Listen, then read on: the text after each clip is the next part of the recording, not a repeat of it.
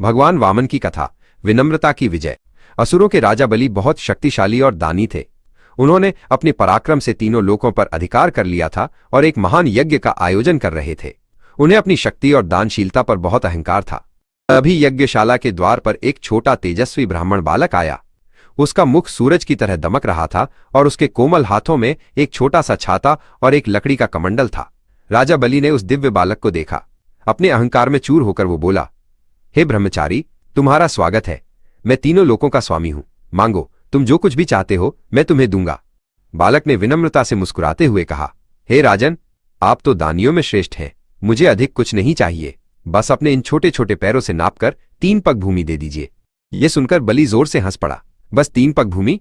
ये तो बहुत छोटी सी मांग है। लेकिन उसके गुरु शुक्राचार्य ने उसे चेताया, राजन, ये कोई साधारण बालक नहीं लगता। वचन देने में शीघ्रता मत करो।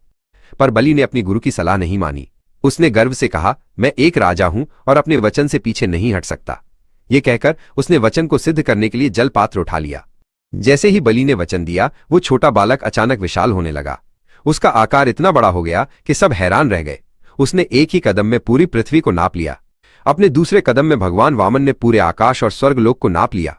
अब उनका तीसरा कदम रखने के लिए ब्रह्मांड में कोई जगह ही नहीं बची थी। भगवान वामन ने पूछा, हे बलि, मैंने 2 पग में सब कुछ नाप लिया। अब बताओ, मैं अपना तीसरा पग कहां रखूं? राजा बलि का सारा अहंकार चूर चूर हो गया था। उसने हाथ जोड़कर अपना सिर झुका दिया और कहा, प्रभु, तीसरा पग मेरे मस्तक पर रखिए। भगवान वामन मुस्कुराए। उन्होंने अपना पैर बलि के सिर पर रखकर उसे आशीर्वाद दिया और पाताल लोक का राज्य प्रदान किया। उन्होंने सिखाया कि सच्चा विकास विनम्रता से ही टिकता है और प्रभु की कृपा से हर सीमित प्रयास भी असीम फल देता है। भगवान वामन की कथा, विनम्रता की विजय। असुरों के राजा बलि बहुत शक्तिशाली और दानी थे। उन्होंने अपने पराक्रम से तीनों लोकों पर अधिकार कर लिया था और एक महान यज्ञ का आयोजन कर रहे थे। उन्हें अपनी शक्ति और दानशीलता पर बहुत अहंकार था। अभी यज्ञशाला के द्वार पर एक छोटा तेजस्वी ब्राह्मण बालक आया। उसका मुख सूरज की तरह दमक रहा था और उसके कोमल हाथों में एक छोटा सा छाता और एक लकड़ी का कमंडल था। राजा बलि ने उस दिव्य बालक को देखा। अपने अहंकार में चूर होकर वो बोला, हे ब्रह्मचारी, तुम्हारा स्वागत है। मैं तीनों लोकों का स्वामी हूं। मांगो, तुम जो कुछ भी चाहते हो मैं तुम्हें दूंगा। बालक ने विनम्रता से मुस्कुराते हुए कहा, हे राजन, आप तो दानियों में श्रेष्ठ हैं।